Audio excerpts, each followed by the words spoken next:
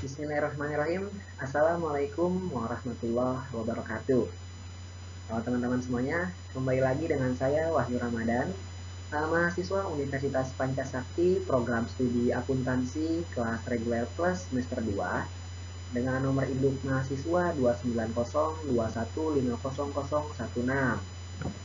Oke, pada kesempatan kali ini saya akan presentasikan atau membawakan atau menjelaskan materi mengenai motivasi, mulai dari pengertian motivasi, lalu ada teori-teori mengenai motivasi, selanjutnya mengenai contoh-contoh motivasi, lalu ada strategi mengenai bagaimana sih motivasi itu diterapkan.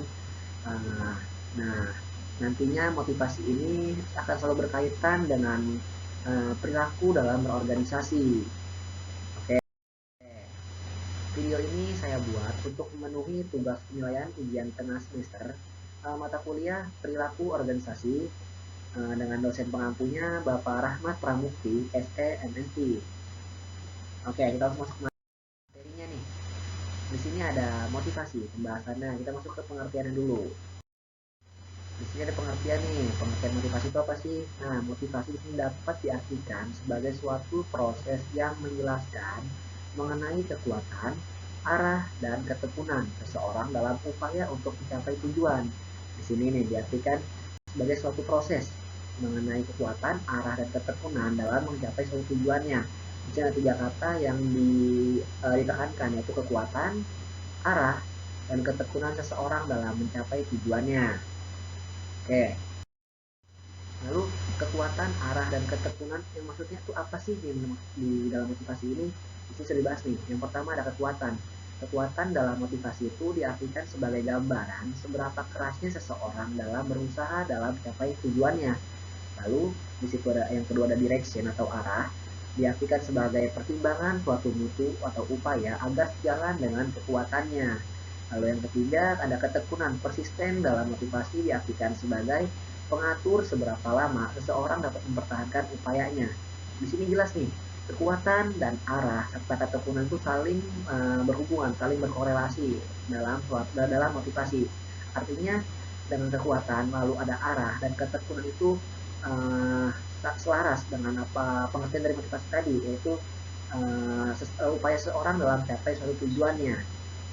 Oke, selanjutnya di sini ada teori motivasi yang pertama, yaitu teori motivasi hierarki kebutuhan oleh Abraham Maslow. Di sini ada gambaran nih contoh teori hierarki kebutuhan dari mulai fisiologis, rasa aman yaitu kebutuhan tingkat rendah, lalu ada sosial, penghargaan, dan aktualisasi diri yaitu kebutuhan tingkat atas. Di sini nih, apa sih maksudnya dari fisiologis, rasa aman, sosial, penghargaan, lalu aktualisasi diri? Dapat dijelaskan di sini. Yang pertama itu ada fisiologis, yaitu meliputi kelaparan, kehausan, tempat tinggal, dan kebutuhan fisik-fisik lainnya. Jadi fisiologis ini terkait dengan kebutuhan fisik seseorang. Lalu yang kedua ada rasa aman, meliputi keamanan dan perlindungan dari bahaya fisik dan emosional. Yang ketiga ada sosial, meliputi kasih sayang, persahabatan, dan rasa memiliki.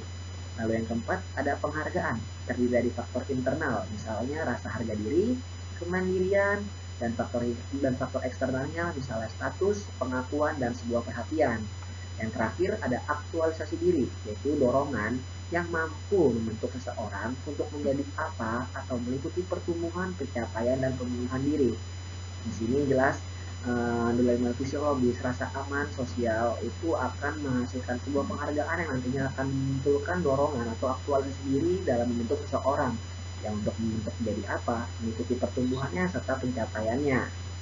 Oke, selanjutnya yang teori kedua itu adalah teori dua faktor oleh Frederick Herzberg. Nah, teori dua faktor ini menjelaskan bahwa hubungan seseorang individu dengan pekerjaan adalah mendasar dan bahwa sikap seseorang terhadap pekerjaan bisa dengan sangat baik menentukan keberhasilan atau kegagalan. Dengan kata lain, teori dua faktor ini adalah teori yang menghubungkan faktor-faktor intrinsik meliputi kemajuan, pengakuan, tanggung jawab, dan pencapaian berhubungan dengan kepuasan kerja dengan faktor-faktor ekstrinsik meliputi pengawasan, imbalan kerja, kebijaksanaan, perusahaan, dan kondisi-kondisi kerja yang berhubungan dengan ketidakpuasan kerja.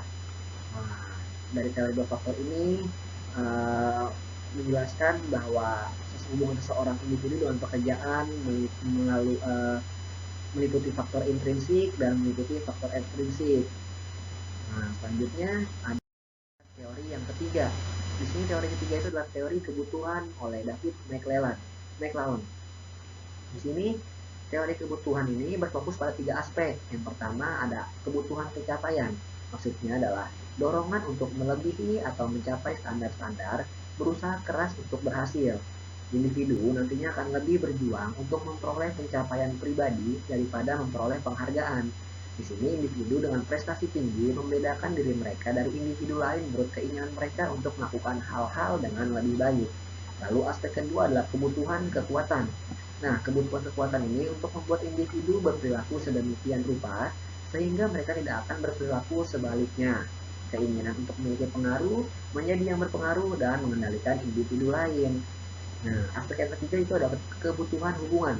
Di sini artinya adalah keinginan untuk menjalin suatu hubungan antar personal yang ramah dan akrab, berjuang untuk persahabatan, lebih menyukai situasi yang kooperatif daripada situasi yang kompetitif, serta menginginkan hubungan yang melibatkan tingkat pengertian mutual yang tinggi.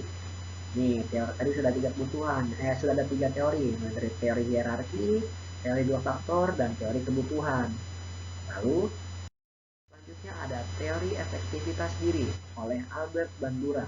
Maksudnya di sini adalah merujuk pada keyakinan individu bahwa ia mampu mengerjakan tugas di mana semakin tinggi efektivitas seseorang, maka semakin tinggi rasa percaya dirinya yang dimiliki, maka akan berhasil seseorang akan mempengaruhi keberhasilan seseorang dalam menjalankan tugas. Nah, teori efektivitas diri ini ada 4 cara untuk meningkatkannya. Yang pertama ada penguasaan yang tetap, yang kedua adalah contoh yang dilakukan individu lain, yang ketiga ada bujukan verbal, dan yang keempat adalah suatu kemunculan atau suatu dorongan yang nantinya akan meningkatkan efektivitas diri dari seseorang. Lalu selanjutnya ada faktor-faktor yang mempengaruhi motivasi. Ada faktor apa aja sih yang mempengaruhi motivasi ini? Ya, ada dua faktor nih, ada faktor internal dan faktor eksternal. Seperti yang tadi sudah dijelaskan di teori dua faktor. Ada faktor intrinsik dan faktor ekstrinsiknya. Jelas, di sini ada faktor internal yaitu mengenai individunya. Mulai dari persepsi seorang mengenai diri sendiri, harga diri, harapan pribadi, kebutuhan, keinginan, kekuatan kerja, serta prestasi kerja yang dihasilkan. Setelah faktor internal, ada faktor eksternal atau faktor dari luarnya. Mulai dari jenis dan sifat pekerjaannya, lalu ada kelompok kerja di mana seseorang bergabung, organisasi tempat orang bekerja, lalu situasi lingkungan kerjanya seperti apa, serta ada gaji atau ibaratnya imbah hasil ya, gaji atau pencapaian ketika achievement lah, penghargaan dari kantornya. Lalu kita masuk ke poin yang kedua, yaitu motivasi mengenai contoh pembahasannya. Nah, di sini contoh pembahasan ini diartikan dulu nih, motivasi adalah hal yang sangat mudah dijumpai dalam organisasi, terutama berkenaan dengan orang-orang yang ada di dalamnya. Hal ini terkait dengan salah satu fungsi dari manajemen, yaitu PONS, planning, organizing, motivating, controlling, and evaluating. Nah, pemotivasian adalah pekerjaan manajemen yang sederhana, namun rumit dalam pelaksanaannya. Dikatakan sederhana karena sebagai seseorang pimpinan hanya perlu mengetahui apa-apa saja yang dibutuhkan oleh anggotanya. Tetapi dikatakan rumit karena upaya pencarian terhadap apa yang dibutuhkan oleh anggotanya tidaklah mudah karena adanya perbedaan kebutuhan individu di dalamnya. Pemenuhan kebutuhan individu dalam berorganisasi yang menjadikan pekerjaan motivasi seorang ini menjadi rumit namun penting agar apa nih? Agar proses organisasi tetap berjalan sesuai dengan tujuan yang telah ditetapkan dari awal.